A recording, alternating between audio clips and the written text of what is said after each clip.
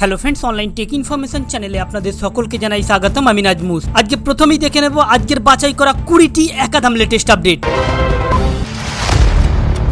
প্রথমেই রয়েছে আবহাওয়া দপ্তরের তরফ থেকে বড় সতর্কতা। আজ থেকে 5 জেলায় বাড়বে তাপপ্রবাহ, গরম বাড়বে গাঙ্গেয় পশ্চিমবঙ্গেও। অন্যদিকে আবার 3 মাস জুড়ে তাপে পুড়বে ভারত, তাপপ্রবাহের প্রভাব পড়তে পারে জিডিপির উপরেও। অন্যদিকে আবার পশ্চিমবঙ্গ সহ 6 রাজ্যে বিশেষ পর্যবেক্ষক, রাজ্যের নির্বাচন প্রক্রিয়া থেকে সরানো হলো ডিসি সৌম্য রায়কে। এর সাথেই রয়েছে আজকের আরো একটি বড় খবর। একদিকে গ্রেপ্তার করা হয়েছে দিল্লির মুখ্যমন্ত্রী অরবিন্দ কেজরিওয়ালকে, তারপরেই এখনো টার্গেট 4 জনের প্রতি, দাবি আপ বিধায়কের। অন্যদিকে আবার দাবি আপ মন্ত্রীর। অন্যদিকে আবার বিজেপি নাকি গ্রেপ্তারি, হুমকি আপ নেতৃত্বকে। এর সাথে আবার মোদির নিশানায় বিরোধীরা, গর্জন মোদির, চুন চুনকে সাফ করেঙ্গে। একই সাথে আবার বাড়বে আসন এবার বাংলায়। বাংলার বিজেপি নেতা কর্মীদের সঙ্গে সরাসরি কথা বললেন প্রধানমন্ত্রী মোদি। অন্যদিকে আবার বুথ কর্মীদের সঙ্গে আলোচনায় বাংলার ভোট ও হিংসা দুর্নীতি নিয়ে সরব মোদি, পাল্টা দিল তৃণমূল। এর সাথে আবার বিহারে বিপাকে এনডিএ, দেশকে বাঁচাবে ইন্ডিয়া, চিরাগের দল ছেড়ে বিরোধী জোটে 22 নেতা,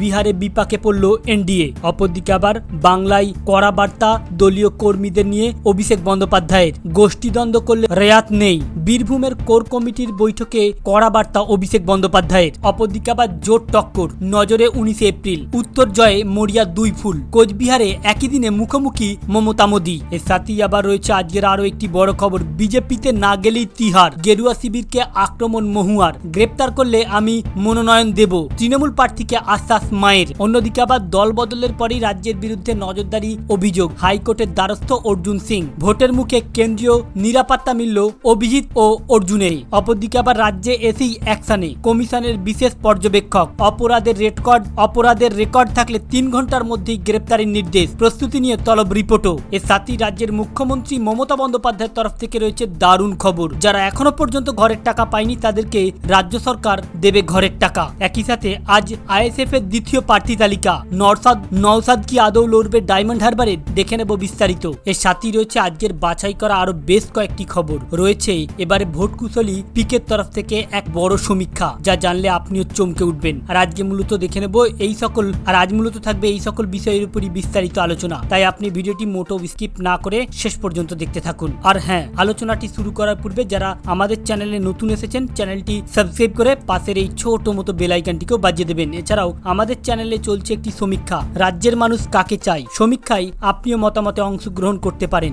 আজ প্রথমেই রয়েছে আবহাওয়া দপ্তরের তরফ থেকে একটি বড় সতর্কতা। আজ থেকে তাপপ্রবাহ বাড়তে চলেছে, তাপমাত্রা নাজেহাল হতে পারে বঙ্গবাসী। মূলত পুরুলিয়া, ঝাড়গ্রাম, বাঁকুড়া, পশ্চিম বর্ধমান, পশ্চিম মেদিনীপুরের তাপপ্রবাহের পরিস্থিতি তৈরি হবে। এই জেলাগুলিতে তাপমাত্রা ছাড়িয়ে যেতে পারে 40 ডিগ্রি সেলসিয়াসের চৌকাঠ। একই সাথে সতর্কতা করা হয়েছে আগামী কয়েকদিনে কলকাতা সহ দক্ষিণবঙ্গের বিভিন্ন জেলায় তাপমাত্রা আরো 2-4 ডিগ্রি পর্যন্ত বৃদ্ধি পেতে পারে। তাপপ্রবাহের সতর্কতা ছাড়াও অন্যান্য জেলায় অস্বস্তিকর আবহাওয়া থাকবে। তবে এই দাবদাহে দক্ষিণবঙ্গে কোথাও আপাতত বৃষ্টির সম্ভাবনা নাই বলে জানিয়েছে আবহাওয়া দপ্তর। উত্তরবঙ্গের তুলনামূলকভাবে গরম কম থাকবে অনেকটাই, তবে ঘূর্ণিঝড়ে বিধ্বস্ত জলপাইগুড়ি শহরে বৃষ্টিপাতের পূর্বাভাস রয়েছে। এরপরের যে আবহাওয়া দপ্তরের তরফ থেকে পূর্বাভাসটি রয়েছে সেটা জানলে আপনি অবাক হবেন। বলা হচ্ছে 3 মাস জুড়ে তাপে পুড়বে গোটা ভারত। ইতিমধ্যে বৈশাখ যদিও এখনো পড়েনি, কিন্তু তার আগে গরমে নাজেহাল বঙ্গবাসী। আজ থেকেই তাপপ্রবাহের সতর্কতা জারি করা হয়েছে দক্ষিণবঙ্গের কয়েকটি জেলাতেও। দক্ষিণবঙ্গের পাশাপাশি ভারত জুড়ে মোট 22টি রাজ্যে তাপপ্রবাহ চলতে পারে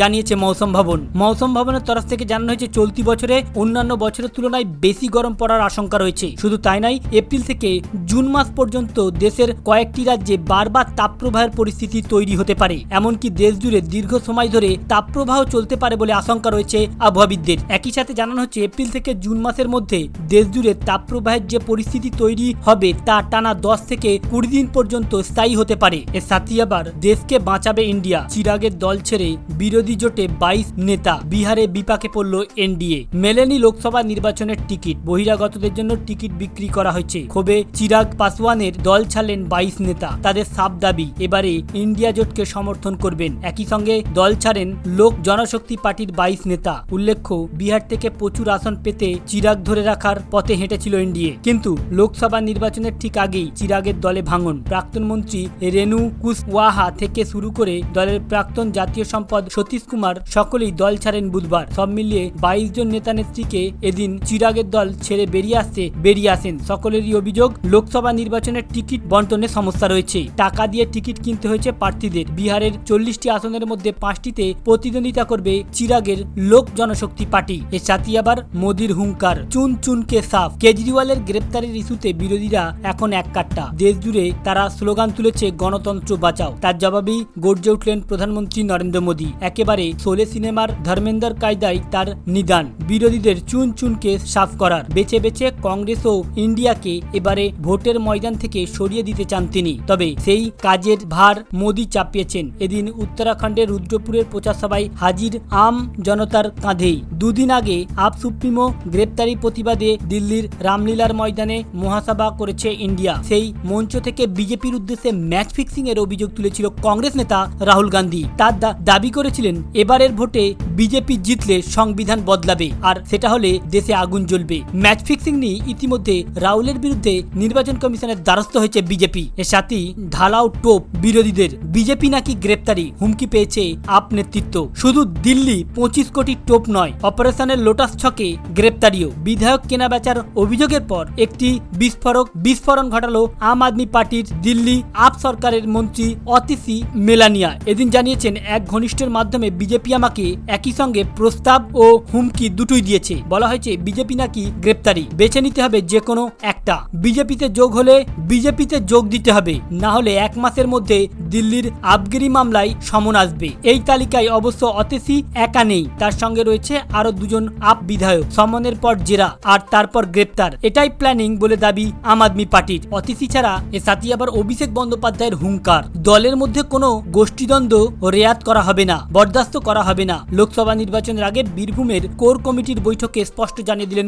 অভিষেক বন্দ্যোপাধ্যায়। একই সঙ্গে ভোটের ফলের উপর দলীয় পদের প্রমোশন ডিমোশন নির্ভর করছে বলে জানিয়ে দিয়েছেন তিনি। অন্যদিকে আবার কেন্দ্রীয় এজেন্সির নজরে থাকা 25 বিরোধী নেতা মোদি জামানায় বিজেপিতে। সরাসরি বিজেপি তাদের নেতৃত্বাধীন জোটে যোগ দেওয়ার পরে ওই 25 জনের মধ্যে 23 জন কেন্দ্রীয় সংস্থার তদন্ত থেকে রেহাই পেয়েছেন বলে জানাচ্ছে ওই প্রতিবেদনে। এদের মধ্যে 3 জনের বিরুদ্ধে মামলা বন্ধ হয়ে গেছে, 20 জনের ক্ষেত্রে তদন্ত চলে গেছে হিমঘরে। এক কথায় এদিন দাবি করা হচ্ছে, বাস্তব চিত্র যেটা উঠেছে, বিরোধী দলে থাকলে কেউ চোর, কেউ দুর্নীতির তকমা পাচ্ছে। আর যদি সে বাস্তবিক চোর দুর্নীতি করেও থাকে, যদি বিজেপিতে চলে যায়, তাহলে তাকে সম্পূর্ণরূপে ছেড়ে দেওয়া হচ্ছে।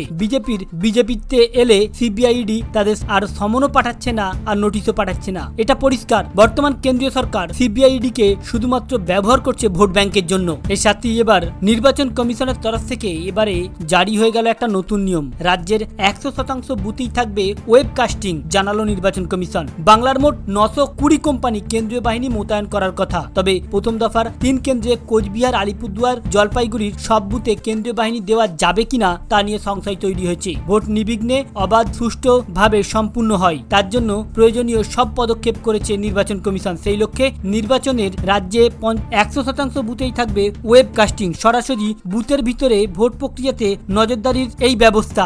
যে জায়গায় ইন্টারনেট কানেক্টিভিটি ভালো নয়, সেখানে ওয়েবকাস্টিং এর মাধ্যমে রেকর্ডিং থাকবে ভোট প্রক্রিয়া। রাজ্যের 80,519টি বুথই হবে ওয়েবকাস্টিং। এর সাথে আবার রাজ্য সরকার তরফ থেকে রয়েছে বড় ঘোষণা, যারা এখনো পর্যন্ত ঘরের টাকা পায়নি তাদের জন্য। এবারে রাজ্য সরকারের তরফ থেকে পরিষ্কার জানিয়ে দেওয়া হয়েছে, এ মাসটা দেখেই আগামী মাস থেকে যাদের ঘরের লিস্টে নাম রয়েছে তাদের মধ্যে একটি কমিটি গঠন করে আবারও তাদের একটা সার্ভে করা হবে। এই মুহূর্তে যারা প্রকৃতপক্ষে ঘর পাওয়ার যোগ্য হয়ে রয়েছে তাদেরকে রাজ্য সরকার স্বয়ং দেবে রাজস্ব খাত থেকে ঘরের টাকা। অপরদিকে আবার উঠে এসেছে একটি বড় সমীক্ষা। ইতিমধ্যে গদি মিডিয়া থেকে শুরু করে বিজেপিরা এক দাবি করছে যে ইসবার 400 পার, অর্থাৎ 400 পার করবে বিজেপি। ঠিক এই মুহূর্তে প্রশান্ত কিশোরের তরফ থেকে রয়েছে আরো একটি বড় সমীক্ষা। এদিন প্রশান্ত কিশোর পরিষ্কার জানিয়ে দিয়েছে, শুধুমাত্র বিরোধীদের দমে দেওয়ার জন্যই এই প্রচার চালাচ্ছে বিজেপি। কখনোই সম্ভব নয় 400 পার, তবে পূর্বের তুলনায় কিছু হলেও সিট বাড়তে পারে। কারণ ইতিমধ্যে একটি বড় কাজ করেছে প্রধানমন্ত্রী, যেটা হচ্ছে রাম মন্দির ইস্যুকে কেন্দ্র করে বাড়তে পারে কিছু সংখ্যক ভোট। তবে অন্যদিকে বিজেপি বিরোধী রাজ্যগুলিতে আরো বিজেপি কমতে পারে, কারণ সেখানে যেরূপভাবে কেন্দ্রীয় সংস্থাকে ব্যবহার করা হচ্ছে তাতে নাজেহাল হয়েছে দেশবাসী।